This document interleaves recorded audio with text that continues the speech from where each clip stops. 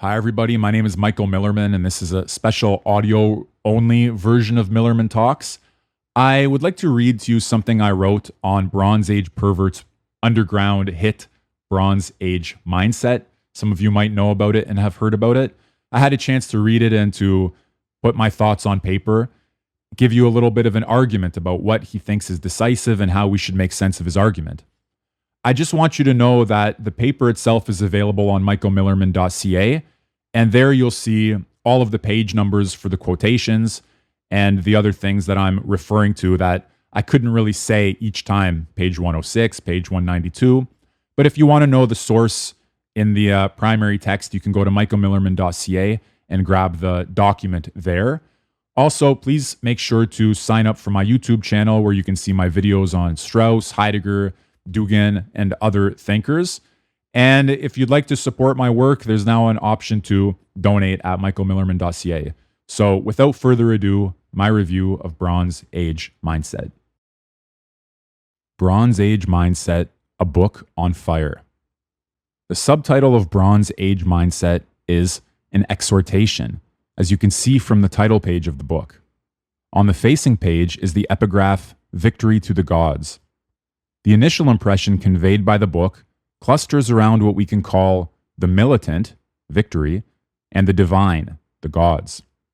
The book is meant to exhort you toward those things and away from their rejection or inversion, the weak and the secular.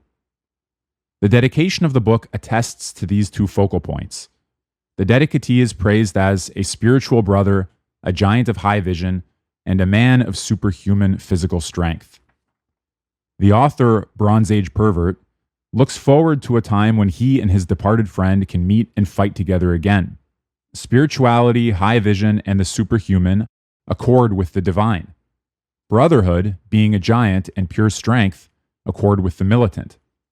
The hope stretched past this life to the next refers to the original belief of every society or tribe, reincarnation, the topic of a section that also mentions brotherhoods of savage men, purifiers. The relationship between the militant and the divine amounts to the divinization of militancy and the militarization of divinity. A man is superhuman when his strength and fighting ability are. His fighting ability is superhuman when his vision and spirituality are. There are not two things in man, the rational and the animal, that each strive for perfection. There is only one thing, the body. You are your body, and there's no you aside from this, as he writes. But we do not understand the body. It's an approximation of the primal almighty will. The body, like everything else, possesses an inherent intelligence, which can penetrate the mystery of nature and uncover the truth about human nature. The present world, as Bapt, or Bronze Age Pervert, says in the dedication, cannot bear superhuman strength or the combination divinized militancy and militarized divinity. Those of superhuman strength must leave the world or remake it. In the worst case, as young men, they misunderstand the social suffocation of their strength, wrongly interpreting it as sexual repression and becoming gay. In doing so, they make peace with the power that when younger they intuited to be the enemy, the great and suffocating shadow of our time, the enclosing and imprisoning of man in owned space. The gay person then becomes, quoting, the spiritual foot soldier of the regime when he's born to be its enemy. Becoming gay, therefore, means reconciling oneself to a state of affairs that does not permit superhuman strength. Accordingly, the phenomenon of homosexuality in the modern world, as he writes, reaches up to the most profound of political and social problems, the problem of the managed underworld. It was once a place for the free play of that which could not be integrated by the state, but was co-opted by the language of gay rights and gay identity, such that gays became, as he writes, the worst and most merciless enforcers of the global slave state. It's too bad the underworld has been claimed.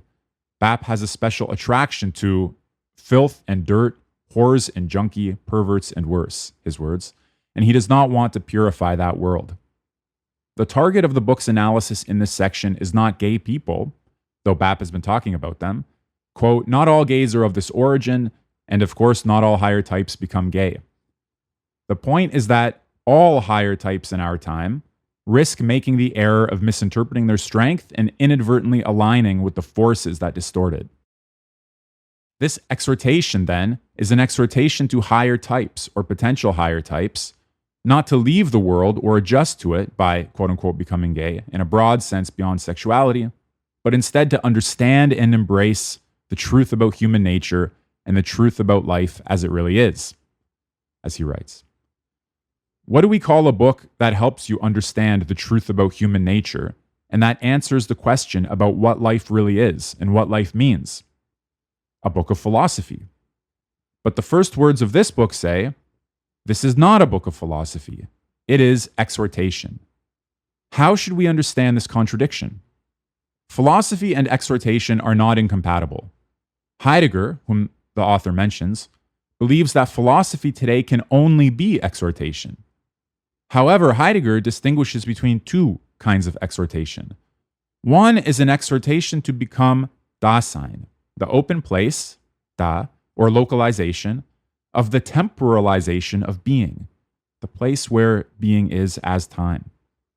The other exhortation does not aim to transform man into Dasein through genuine appropriation out of the grounds of our existence, but rather understands him metaphysically as will and life, urging him towards overcoming himself in the direction of more will and more life, like Bapt does. Bapt believes that most of the followers of Heidegger are wrong, as he writes. That implies that some of the followers of Heidegger are not wrong. And I think Bapt is right that there's a coherent Heideggerian reading of his own project. But most of the followers of Heidegger are wrong, he says, when they insist that, quoting, every adherence to an external code, religion, or ideology is inauthentic and represents essentially a form of mind control. Bapt sees at least some systems of control as healthy. The followers of Heidegger, he continues, and Heidegger himself to a great degree, all forget that the fundamental fact of nature is inequality, whereas Nietzsche did not forget that fact. Heidegger, though, appreciated and acknowledged the philosophical significance of Nietzsche's anti-egalitarian and hierarchical position. He departs from Nietzsche by teaching that the question of hierarchy is a transitional question, which can become the question of truth as the primordial question regarding the essence of what is true. That's from Contributions to Philosophy of the Event. Before proceeding further in our analysis, I think it will be helpful to compare what Bapt and Heidegger each regard as the decisive issue for rescuing contemporary humanity from its lamentable state. Let's start with Heidegger. The easiest way to understand Heidegger's position is to draw a distinction between three terms. Being with a Y, which I'll explain in a moment, that's B-E-Y-N-G, or in German, S-E-Y-N. Being with an I, that's S-E-I-N in German, just regular being in English. And beings. Heidegger calls the entire history of philosophy, from the pre-Socratics to Nietzsche, in all its stages, phases, and transformations, metaphysics. What characterizes metaphysics, on Heidegger's account, is that it is guided by the question, what are beings? And when it discusses being, with an I, it is thinking about being as something that helps to answer that other question. Being might then be understood as that which makes beings what they are, or as that which is most common to them, or even as that which created them, if the creator God is interpreted as the highest being. The main point is that beings are the center of attention, and being is understood derivatively, and really for their sake. It is in light of this ontological difference, as he calls it, between beings and being, that man has come to interpret himself. Heidegger believes and arguably demonstrates that Christianity, anti-Christianity, right, left, liberalism, communism, Nazism, fascism, and all other isms or worldviews, however much they might seem to be opposed to one another, share as their common root a metaphysical interpretation of being itself, and therefore of the human being, reflected, for instance, by the language of values, ideals, and culture. Heidegger writes that talk of values, ideals, and culture all stem from a shared metaphysical root. And that metaphysical root is the source of our problems. There's nothing that can help us which does not address the possibility of overcoming it. Heidegger calls the philosophy that overcomes metaphysics inceptual thinking, or the philosophy of another beginning. The way that inceptual thinking overcomes metaphysics is as follows. It leaps over the ontological difference between beings and being, with an I, which has become an impossible constraint, and it does so leaping directly into the question of the truth of being, with a Y. Being with a Y, that's an archaic spelling of the usual spelling of being. Heidegger uses it to distinguish what he's aiming at from the usual traditional metaphysical notion of being, which, to repeat, is for him always somehow derivative from beings. The question is, can we think about being without starting from beings? And because Heidegger believes we can, to indicate it, he uses that other spelling.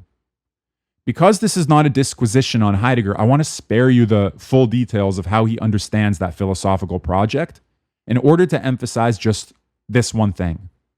The question whether we continue to interpret ourselves and the world metaphysically, or undergo an epochal and fundamental transformation of ourselves and of our questioning by opening ourselves up to what he calls the truth of being, with a Y, is for Heidegger the decisive issue.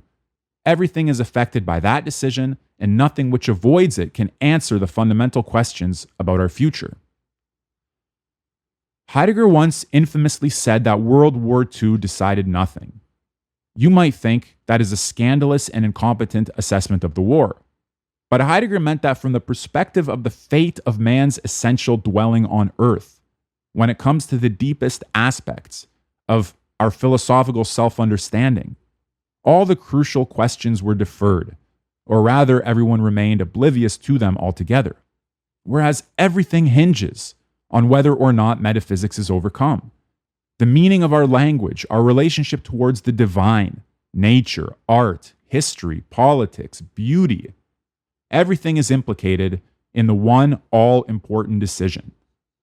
Heidegger's view is not that this is something we can decide for ourselves. Being, with a Y, the true ground of existence, which we have gradually forgotten over our history, or as he also says, which has abandoned us, either conclusively withdraws itself, that's the continuation and absolutization of metaphysics, or else we're able to turn our attention to the fact of its having withdrawn and see that refusal as an enticement into a new set of questions about the truth of being itself. This decision, which we can at best expose ourselves to, but which we can't force or control, calculate, or manipulate, does not culminate immediately in publicly visible events. Heidegger talks a lot about silence, reticence, and patience. Yet, as is implied by the statement that everything hinges on it, it does have the potential to reconfigure everything about our public lives and political orders eventually. For Heidegger, it's putting the cart before the horse to try to do something politically if you're just reproducing the metaphysical modes that have brought us to where we are. The solution is philosophical. The philosophy is an exhortation, overcome metaphysics, and the exhortation is, as he puts it, for the few, for the rare. What then is the decisive issue for Bapt in his exhortation? He speaks about our eternal task, which already differentiates him from Heidegger, for whom the problem of inceptual thinking comes precisely at the end of metaphysics and is thus historical. Unlike Heidegger, who sees modernity historically as that period inaugurated by the specific interpretation of the human being as self-conscious self-certainty, the human being as representing the world to himself and becoming certain of himself, Bapt, like Alexander Dugin, sees modernity structurally, not historically, but structurally. There has always been modernity as a possible way of life, and it has always been at war with other ways of life. In his book on the wars of the intellect, Noomachia, Dugin talks about three logoi, the Apollonian, the Dionysian, and the Cybelian, identifying the basic structures of modernity with the Cybelian logos, the logos of the cult of the Great Mother. Bapt also talks about the matriarchy of the Great Earth Mother and about Cybele and the insane priests of her cult who engaged in self-castration, a point Dugan also makes much of. And if you look online on my YouTube channel, you'll see the 4th session of my Introduction to Noomachia goes over Sibylle and the meaning of castration for Dugan's analysis. The forces that wage war against will and life are variously characterized in Bapt as the society of the grass hut, gynocracy, earth mammies, yeast life, mirror life, and sinkholes.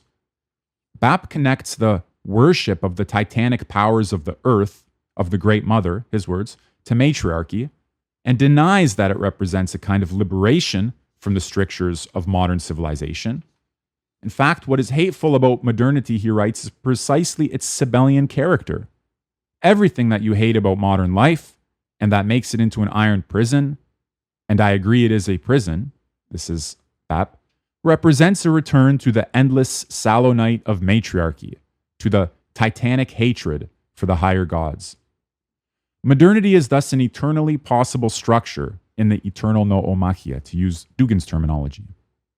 What is decisive for Bapt is to reject the Great Mother and to ascend by coming out on the other side of what he calls the mission of the great downgoing. You should know that in Nietzsche and in Heidegger, there's a philosophical and somehow exalted sense of the mission of the great downgoing, whereas Bapt characterizes it as the mission of descending to the criminal underworld to sow total confusion in the heart of the beast. But at any rate, the alternative is on one hand between the Great Mother of yeast and the true man. The alternative to the Great Mother of the yeast is the true man. The true man has a single-minded purpose. His thirst for space is boundless, and he's never-endingly quenching it through acts of bravery and daring. His courage is without limits, and his carelessness and cruelty too, all signs of his excess of being. The true man must know how to listen to the voice of the gods. He cultivates an exalted psychosis and allows himself to be entirely possessed by a divine madness. In the genuine exaltation of the true man, when the will attains great heights, time itself entirely changes.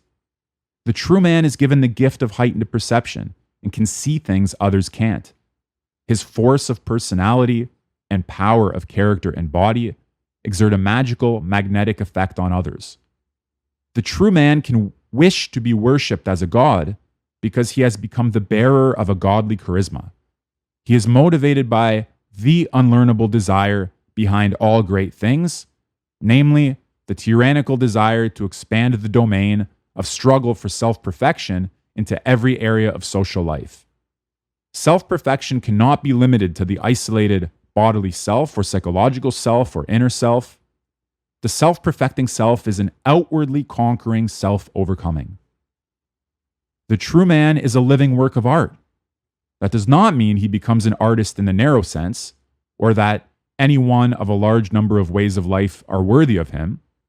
He's a man of leisure whose leisure is not primarily for the sake of culture, but for war, and whose war is not primarily for the sake of principles, but for freedom and power.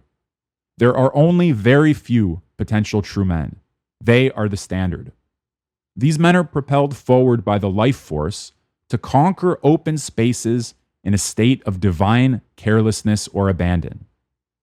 This force is a demonic fire, a chaos of joy and destruction. Access to this fire is not through a doctrine of traditionalism, which can stunt life. How, Bapt asks, can the secret and hidden and precious things be about doctrine and just more talking? Rather, one must receive the old spirit of demoniac and violent madness and put an end to the sanity of the secular scientific man. The true man, insofar as he's a man of genius, is inspired by our natural religious intoxication to a sudden grasp of ideas in acts of creative discovery. The true man is beautiful because in his abandon to the primal and primordial will, he is himself a form of will whose energy is structure. His beautiful body has therefore cosmic significance, As the pinnacle of nature, it is a window to the other side. But do not forget that intellect is also will, and that as rare as even beautiful bodies are, Bapt's words, the mind in the same condition is even more rare. Physical beauty, he writes, is the foundation for a true higher culture of the mind and spirit as well. At the opposite pole of the worst enemy of the human race is, quote, the philosopher, unquote. The true man has the inner energy and power to honor and to do the bidding of a God who might show himself, whereas no God would show himself to weak and spineless modern man. Heidegger, if you'll recall, said that we have been abandoned by being with a Y, or that we've forgotten it. Bapt writes that we have been abandoned by the gods. There's a connection in Heidegger between being with a Y and the gods. The possibility of the return of the gods is premised on whether or not the few and the rare among human beings dare to become docile through a self-surpassing questioning of the compelling truth or ground of being, with a Y. Doing so does not guarantee a return of the gods. It only creates the space where the gods themselves decide whether to come or stay away. Bapt also cannot guarantee a return of the gods, but he would like to bring some among his readers into a condition where a god could show himself and could be honored and followed. The precondition is a clean break with the cult of the great mother of yeast and submission to possession by the fire that is the essence of all things and all action, his words.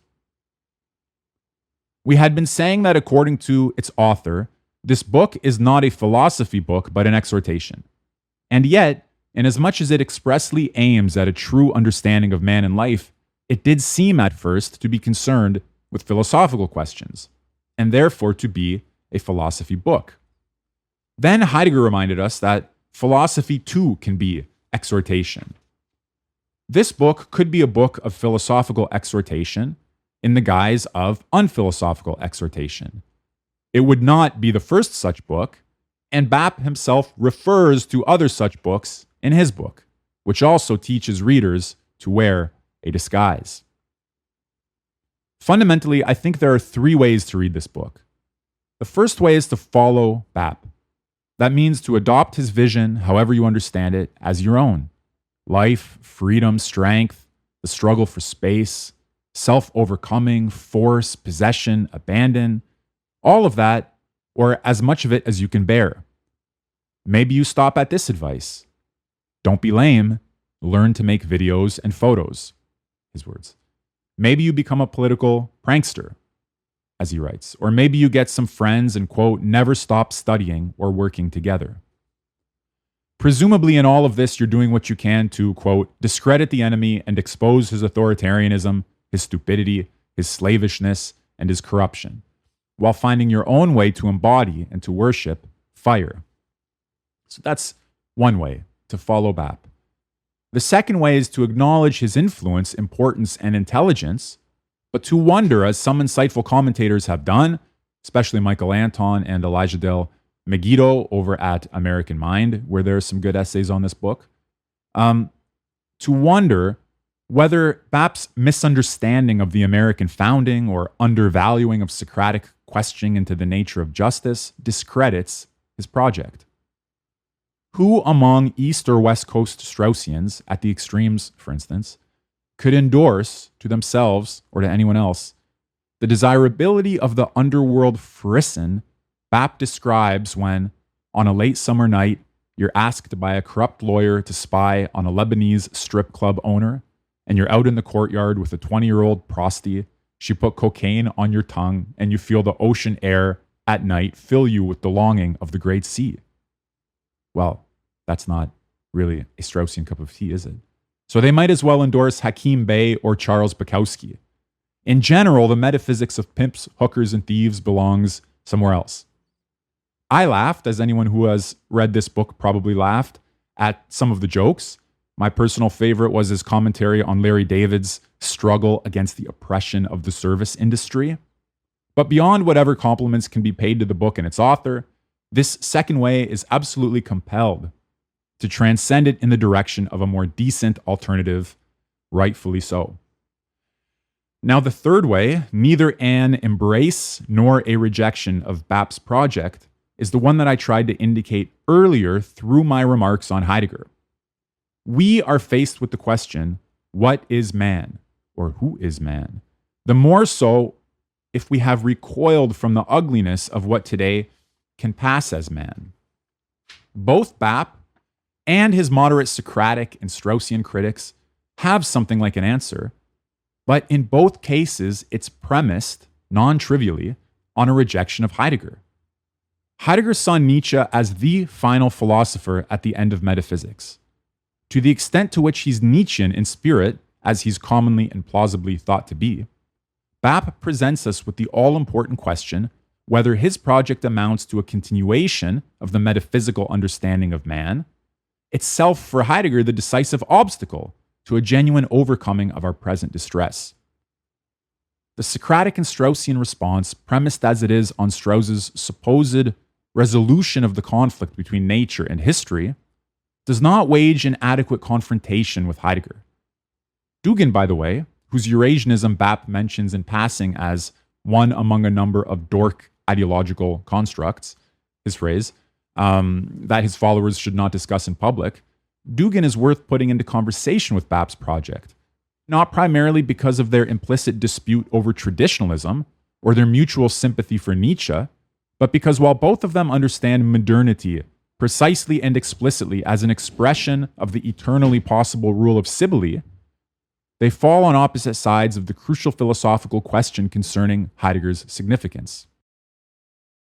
Bapism is winning, wrote Michael Anton in his review of Bronze Age Mindset.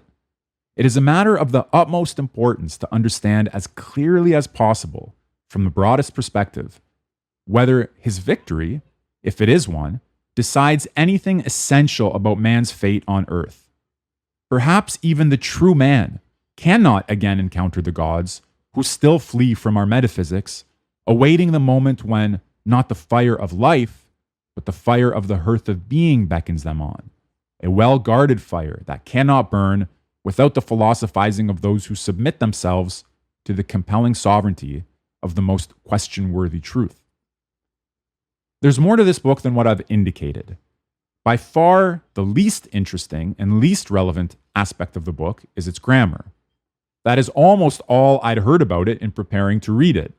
And you probably know some of the Bapisms and some of the spellings and grammatical mistakes that are associated with him. Well, forget all of that. I wouldn't bother trying to find a deeper meaning in it. It's barely even noticeable when you're reading, and it's not even the 10th matter of importance. Infinitely more interesting is everything else. Take knowledge. Do you imagine, Bapt asks, that men of genius, or let's say men of science, in history, walked around clear-headed, disenchanted, reasonable, with the tight-assed attitude of the science cultist and materialist? No. No great discovery, he writes, has ever been made by the power of reason. Rather, reason is a means of communicating discoveries to others. But the discoveries themselves, as I indicated when describing the true man earlier, are grasped suddenly in a specific state of mind akin to religious intoxication. Now, that's not trivial. It's crucial. What about understanding? When you understand something, he writes, I mean, you must see and feel it like you would a landscape you know from youth, how to navigate all its nooks, the different heights of earth, the banks of streams where the trees are and how it feels inside them, how long it takes walking from this or that group of beach to the abandoned factory so that the map is already in your body. This is the only way to really understand something. Now, this problem of knowledge and understanding, intuition and embodiment has nothing to do with proto-fascism or anything else that could be ascribed to Bapt. It's a genuinely human problem. It's known that we're in something of an epistemological crisis, but it's not well considered that there are alternatives to modern rationalism that are not necessarily either classical rationalism or some sort of irrationalism. Bapt's examination of this issue shares certain affinities with Heidegger's, but that's not even fundamental. What matters is its truthfulness, usefulness, and promise. Take another example, A life of great and real joy or passion, Bapt writes, and let us frankly admit that the prospect of such a life deserves our attention, both personally and for its political and educational significance, is a life receptive to certain instincts and desires that come from nature, but that the modern lords of lies are terrified of, as he writes. Well, what is this natural receptivity, this enthusiasm that it is the entire purpose of modern education to suppress, according to Bapt? How well do we understand the oracular and telepathic dimension of human life? Or rather, why do we obviously not understand it at all? Oracles in nature are already rare enough, he writes. How many have been lost to us because they were misled by the snakes who seduced the oracle into thinking she should ape the snappy, chatty self-consciousness of the midget homosexual comedian? Well, that too is no trivial matter, even though he presents it with his typical style. Insight, understanding, the higher receptivity of the telepathic dimension of life, these are, I would say, genuine issues and questions for a contemporary political theory, political philosophy, or political theology. And Bapt has raised them. It's a low and vicious hate crime to focus on his grammar instead. But wait, how can his mystical voodoo get a pass against the protestations of his critics? Must that mean that he's above all criticism and that everything he says gets a pass? Well, no, of course not. His account of the gays has some interesting and compelling aspects to it, but it's also crazy. Homos, as he puts it, are not, so far as I know, just hypersexualized whore males. And similarly, the dehumanizing artificial intelligence is certainly not the true messiah of the Jews, or even of the Jews of the human spirit, who allegedly hate life. As in the case of gays, Bapt does make clear that, in his words, I shouldn't be imagined here or elsewhere I'm referring to all Jews or that this absolves non-Jews, remarking that the Judaizing tendency he talks about and criticizes is inherent to human nature and is very common also among non-Jews, his words. But still, even once he strikes it from the record, he can't really strike it from the ears of his readers when he mentions the Jewish hatred of beauty or Jewish retardation when it comes to anything visual. And he does talk positively about the camaraderie and friendship of the early Zionists, but many readers who presumably do not share the high tolerance for cases of mixed merit required to derive the most from this book might grab the take-home message that, quote, the creation of Israel is the most anti-Semitic act ever conceived, unquote, and run with it. And it's not just gays and Jews, obviously, either. And this all matters because most readers are not careful readers. And the deliberate contradictions that careful readers notice and diffuse remain ticking time bombs among the majority of careless readers. Deliberate contradictions in a certain give and take, where you say something and then strike it from the record, have the effect of absolving the writer of responsibility for a one-sided interpretation of his text, but we must not absolve ourselves of the responsibility to make sure that we understand both the dangerous and the comparatively innocuous aspects of the text. Understanding is the prerequisite for everything that might follow. Yet, not to be put off by the egregious and inflammatory utterances does not mean to embrace them and everything else wholeheartedly. Ultimately, this is a book that can teach you to read. It's also a book that should make you want to read more. There are allusions on the first page to Rousseau, Aristophanes, and Kant at least. By the second page, Heraclitus makes his appearance, Empedocles on his heels. You know the references to Nietzsche and Schopenhauer. Bapt also discusses Homer and Lawrence, Schmidt and Hegel, the Bible and Herodotus, Plato and Aristotle, Evola and Guénon, Jung and Darwin, Céline and Heidegger. To evaluate his claims is to have read those other sources.